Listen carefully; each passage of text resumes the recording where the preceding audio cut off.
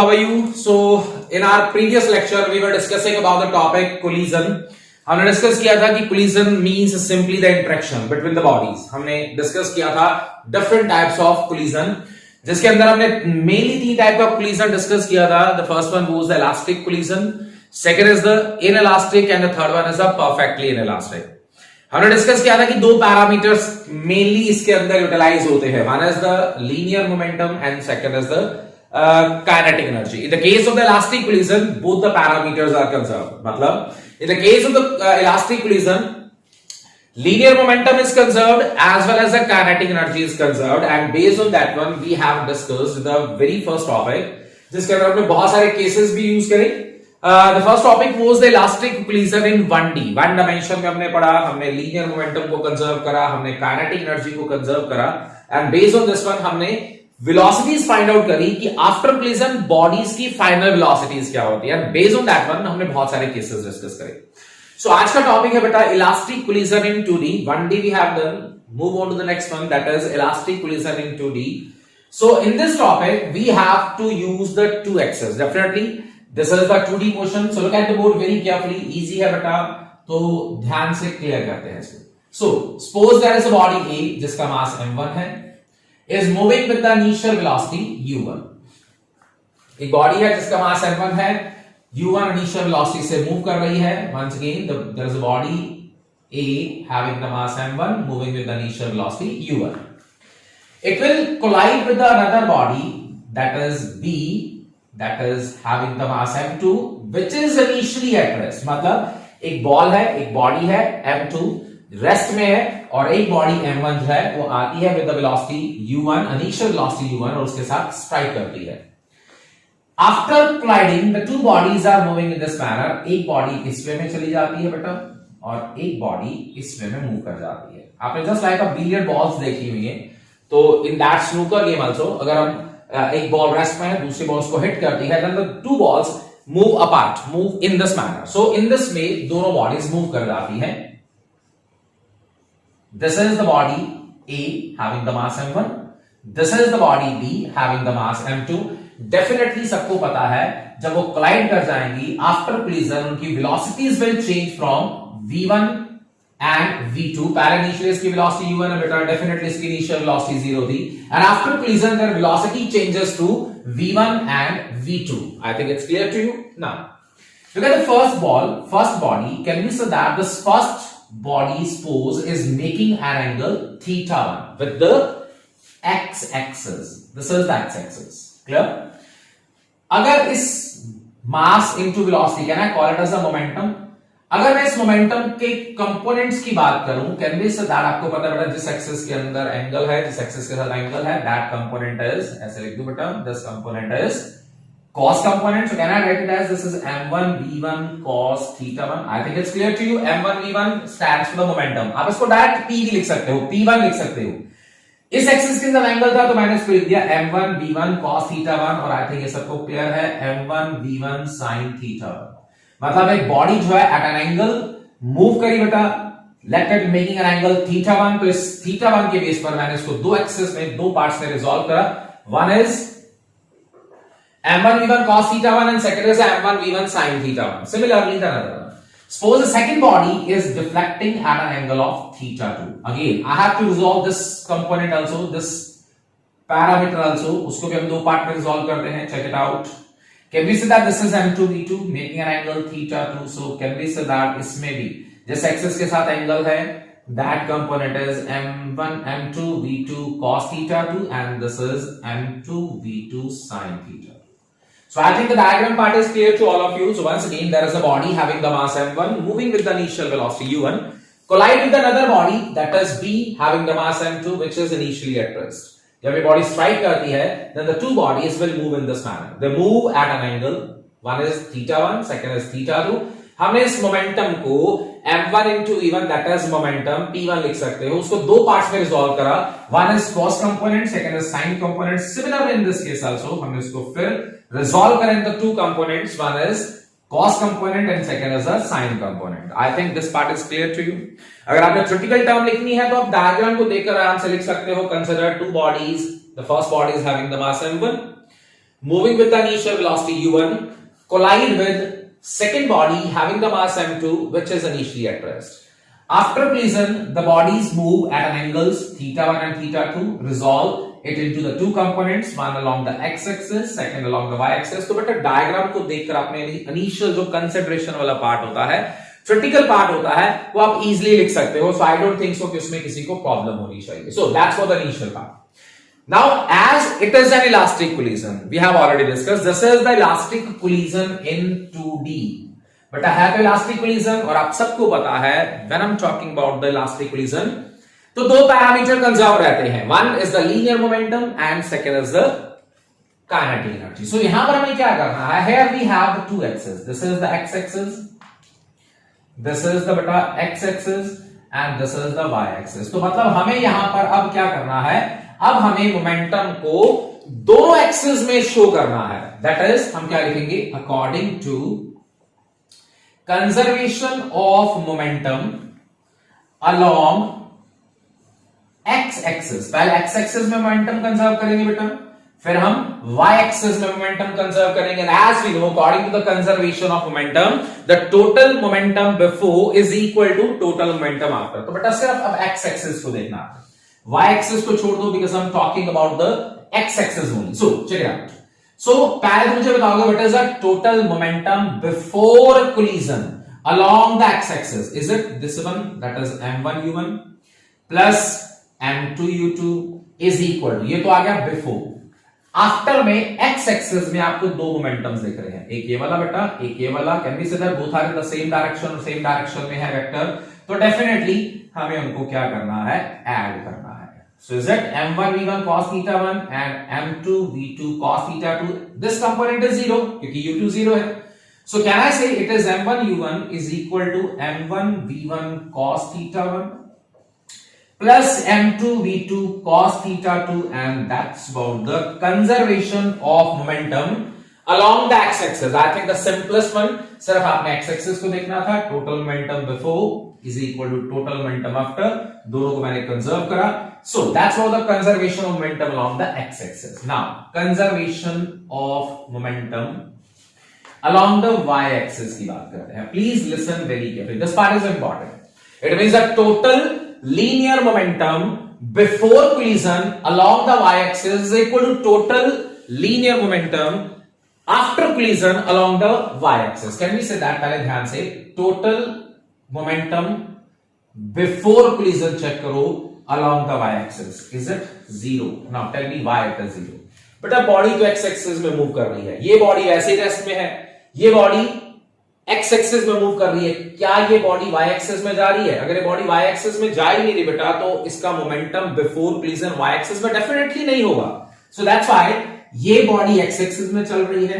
This body is not moving along the y-axis, इसलिए bodies का total momentum टकराने से पहले y एक्सिस में 0 रहेगा. ये तो वैसे 0 है बेटा, और ये बॉडी सिर्फ x एक्सिस में जा रही है, तो मैंने लिख दिया the total momentum before collision along the y axis is 0. Now after collision, बेटा ये तो x एक्सिस वाला पार्ट था.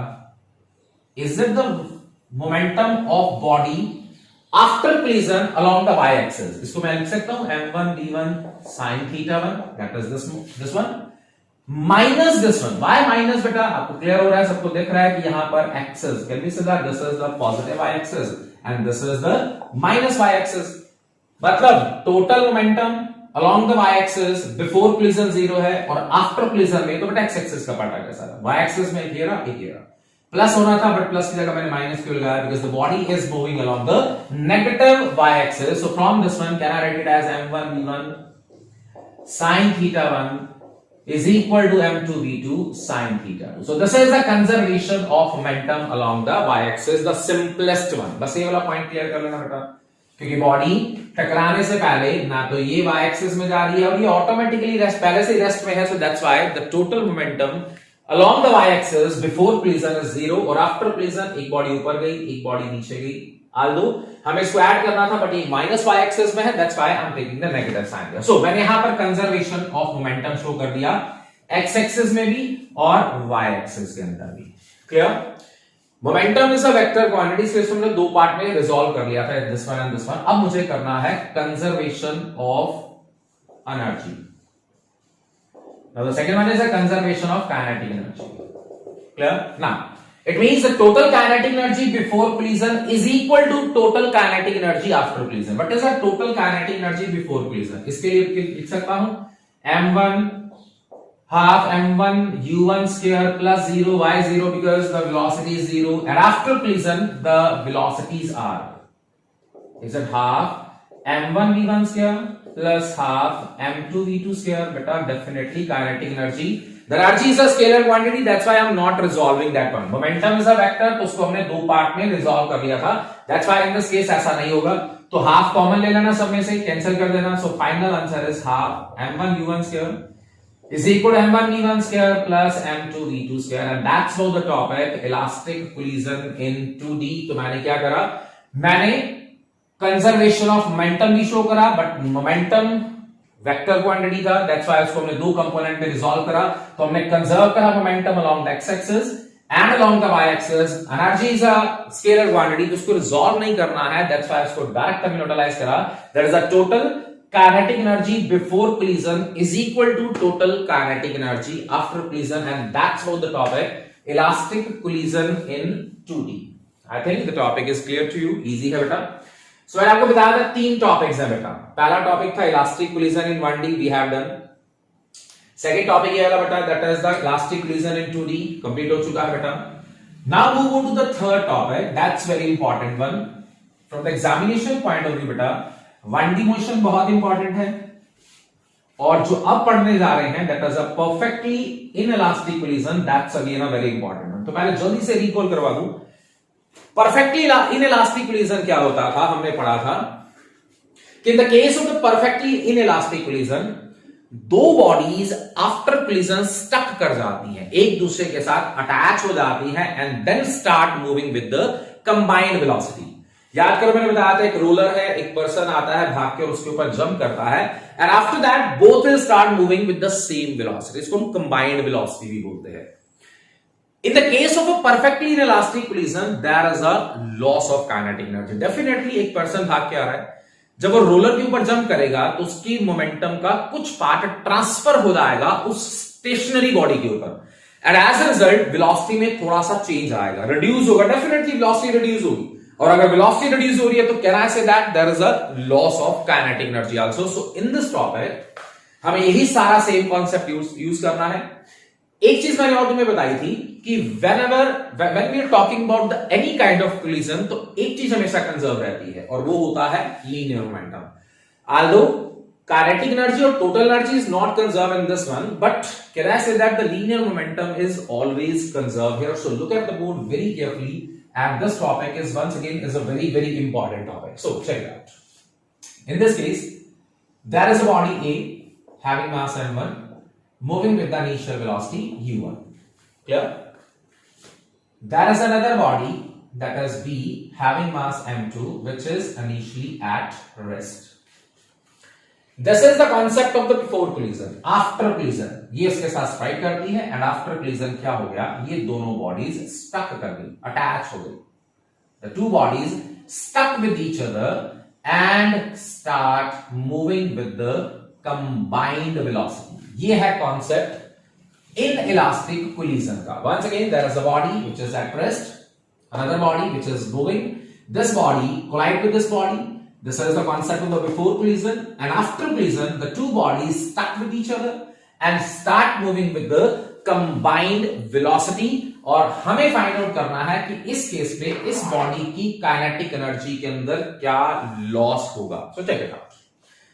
One thing once again, the one parameter is always conserved. बार बार हम डिस्कस कर चुके हैं कि लीनियर मोमेंटम हमेशा कंजर्व रहता है। Then can I say that according to conservation of linear momentum? So, what is the conservation of linear momentum? That is the total momentum before is equal to total momentum after. So क्या लिखना है? Check it out. Total momentum before सही है बेटा, m1 u1 ये तो zero ही है, is equal to after momentum check कर लो क्या लिखना, is it m1 plus m2 into v? Momentum होता ही क्या बेटा, मास इनटू वेलोसिटी। तो मास अब कंबाइन हो चुके हैं तो दोनों को ऐड कर दिया, and the velocity comes out to be v. So अगर मैं यहां से v निकालूं, so v निकालूं तो is it m1 u1 upon m1 plus m2. जल्दी से ध्यान से देखना और समझना. Can I say this v stands for the combined velocity? किसकी combined velocity है? दो बॉडीज की. कौन सी दो बॉडीज जो स्टक हो चुकी है after collision? So this v stands for the combined velocity. मतलब कुछ न्यूमेरिकल्स, कुछ कॉन्सेप्चुअल्स इस पर्टिकुलर टर्म्स के बेस पे भी याद आते हैं ना. आगे ध्यान से सुनना. Now this is the combined velocity and I have to find out the loss of kinetic energy. बच्चों एक चीज ध्यान रखना, जब हम चेंज निकालते हैं तो हम फाइनल माइनस इनिशियल करते हैं. जब हम लॉस निकालते हैं या इंक्रीज निकालते हैं तब हम इनिशियल माइनस फाइनल करते हैं. यहां पर हमें लॉस ऑफ काइनेटिक एनर्जी निकालनी है. Then can I say that the loss of kinetic energy is kinetic energy initial minus kinetic energy final. बेटा लॉस कैसे निकलेगा? सपोज किसी बॉडी के अंदर 20 जूल एनर्जी थी, बाद में वो रह गई suppose 18 joule. Tell me how to find out the loss. Is it final minus initial और इनिशियल माइनस फाइनल? क्योंकि लॉस हो रहा है यार, डेफिनेटली कुछ ना कुछ लॉस हो रहा है. तो in order to calculate the loss of kinetic energy what we have to use, we have to find out initial minus final. So check it out. What is the kinetic energy initial? But इसके base पे तो energy है ही नहीं, तो initial kinetic energy तो यही है सिर्फ.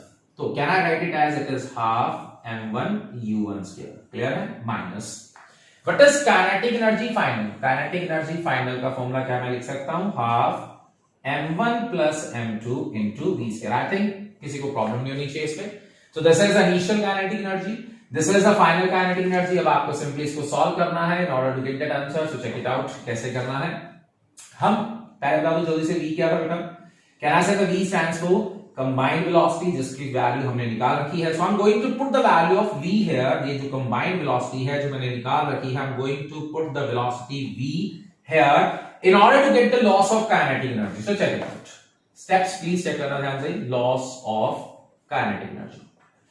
It is half m1 u1 square as it is, half m1 plus m2 as it is. बेटा v का स्क्वायर है तो मैं डायरेक्ट लिख रहा हूं, चेक कर लेना. Is it m1 square u1 square upon m1 plus m2 का स्क्वायर? चेक करो बेटा, चेक करो जल्दी से. v का स्क्वायर है तो v का स्क्वायर क्या होगा? m1 square u1 square और मैंने इसका कंबाइंड स्क्वायर लिख दिया m1 plus m2 का होल स्क्वायर. तो क्या एक पावर से ये पावर कैंसिल कर दूं? So is it half m1 u1 square minus half m1 square u1 square upon m1 plus m2? I don't think so कि यहां तक किसी को कोई डाउट हो, कोई प्रॉब्लम हो. Now the next step is we have to take half m1 u1 square common. अगर मैं इसको कॉमन ले लूं, चेक करना बेटा, गलती हो जाती है बच्चों से. यहां पर 1, इसके लिए 1 लिख दूं बेटा, माइनस हाफ बाहर आ चुका है, m1 बाहर आ चुका है, u1 स्क्वायर बाहर आ चुका है, तो क्या अंदर m1 upon m1 plus m2 बच चुका है. चेक कर लो बेटा ध्यान से. Half m1 u1 square, take it outside, this is 1 minus m1 square में से एक m1 बाहर आ चुका है तो m1 रह गया, else term as it is रखनी है. So half m1 u1 square LCM बेटा m1 प्लस m2 ऊपर क्या आएगा? m1 plus m2 minus m1, ये कैंसिल हो गया. So tell me the final answer. So loss of kinetic energy का formula for the numericals also it is half m1, ये भी m2 यूटिलाइज कर लूं, half m1 m2 upon m1 plus m2 into u1 square. So this is the formula of loss of kinetic energy in the case of the perfectly inelastic collision. Although the topic is over here, but हम इसको और अच्छे से product करते हैं, show करते हैं कि काइनेटिक एनर्जी में लॉस कैसे होता है. So please check it out, ध्यान से देखना. व्हाट आई एम राइटिंग, मैं रेशियो निकालता हूं kinetic energy final to the kinetic energy initial. बेटा ध्यान से सुनना इस पॉइंट को. What is the kinetic energy final? मुझे ध्यान से देख के बताना. Is it the final kinetic energy? यहां से बता दो. फाइनल काइनेटिक एनर्जी क्या थी बेटा? Can I write it as half m1 plus m2 into v square divided by. What is the kinetic energy initial? We have already discussed the kinetic energy initial is only due to this part क्योंकि ये वाली तो velocity automatic पहले से 0 रख रखी है हमने. Is it half m1 u1 square? I think clear है बेटा.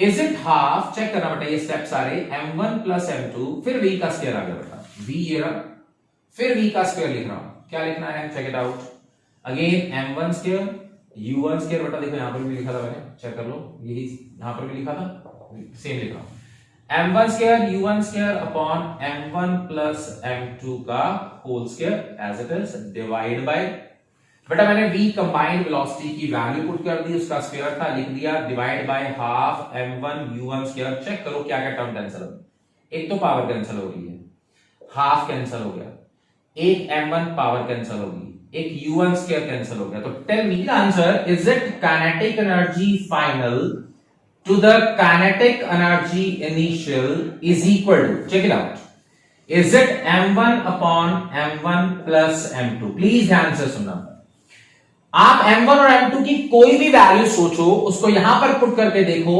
आंसर हमेशा लेस देन 1 आएगा, चेक करके देख लो, आप मास की कोई, पहली बात मास हमेशा पॉजिटिव होता है, अगर आप मास की कोई भी वैल्यूज यहां पे पुट करोगे तो डेफिनेटली जो आंसर आएगा that is always less than 1, चेक करके देख लेना बेटा, it means kinetic energy final divide by kinetic energy initial is less than 1, it means kinetic energy final is less than kinetic energy initial. So what does it signify? It shows that कि जो final kinetic energy आएगी that is always less than the initial kinetic energy.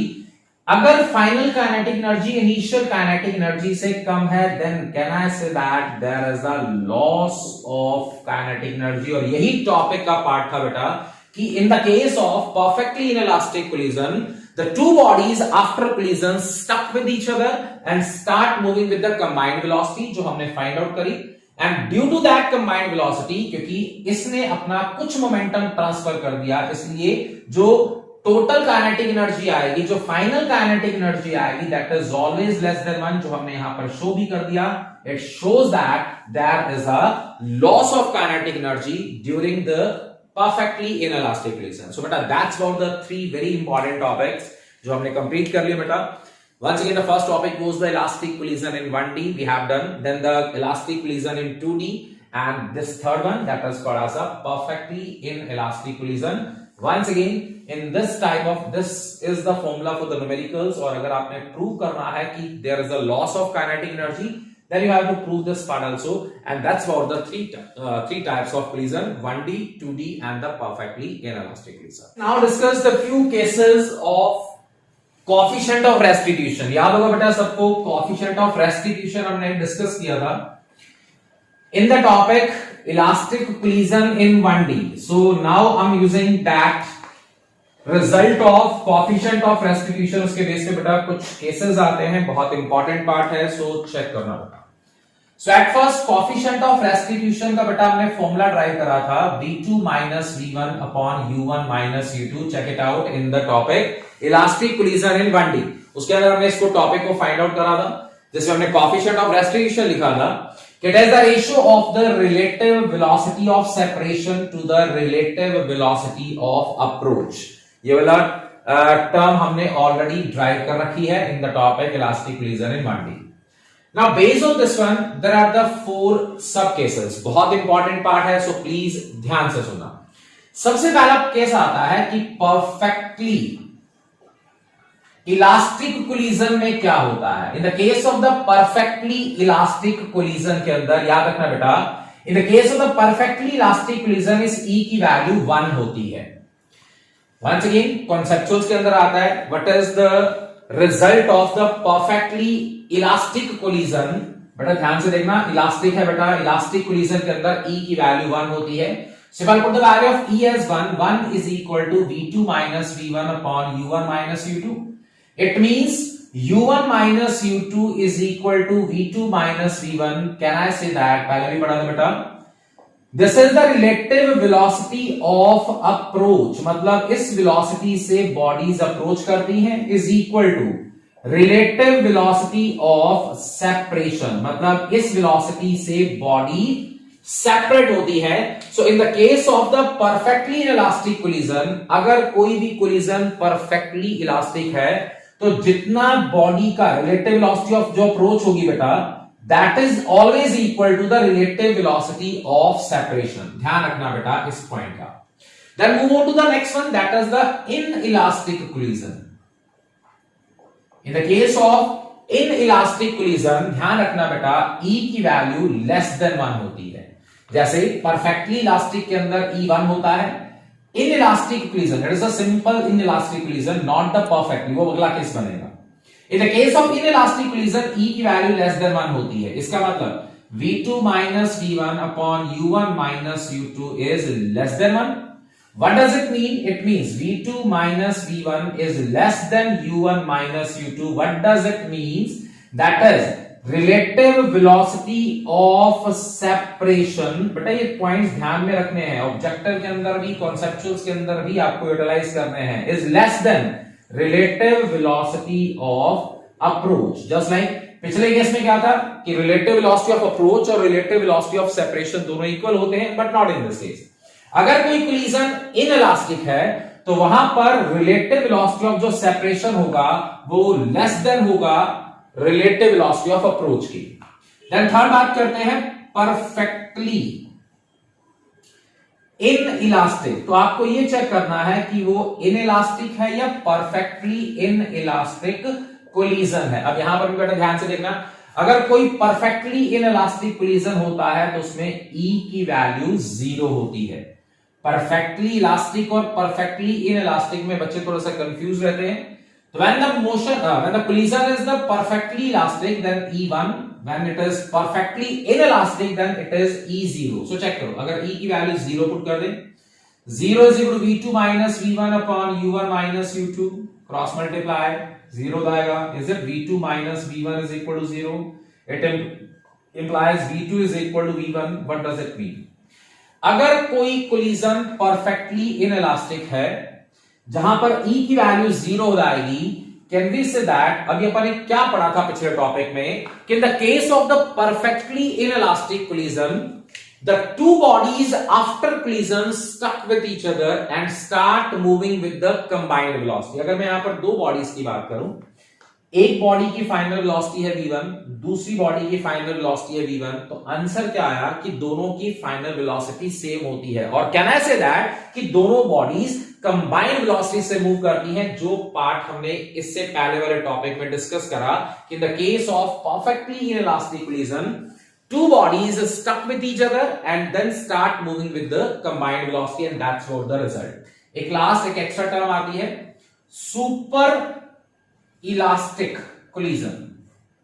The topic is a super elastic collision जिसके अंदर E की value जो होती है वो ग्रेटर देन 1 होती है. मतलब E1 भी लिख लिया, E लेस देन हो गया, E इक्वल टू आ गया, E ग्रेटर देन 1. सोचो अगर E ग्रेटर देन 1 है तो is it V2 minus V1 upon U1 minus U2 is greater than 1. Simple clear हो चुका होगा. It means V2 minus V1 is greater than U1 minus U2. That is relative velocity of separation is greater than relative velocity of approach. So these are the few cases, क्योंकि इसके base पर बड़ा बहुत सारे concepts दे रखे हैं कि elastic collision में रेस्टिट्यूशन क्या होता है, इनइलास्टिक में क्या होता है, परफेक्टली इनइलास्टिक में क्या होता है, परफेक्टली इलास्टिक में क्या होता है, and the last that is an extra one, that is the super elastic collision. So these about the cases of the coefficient of restitution.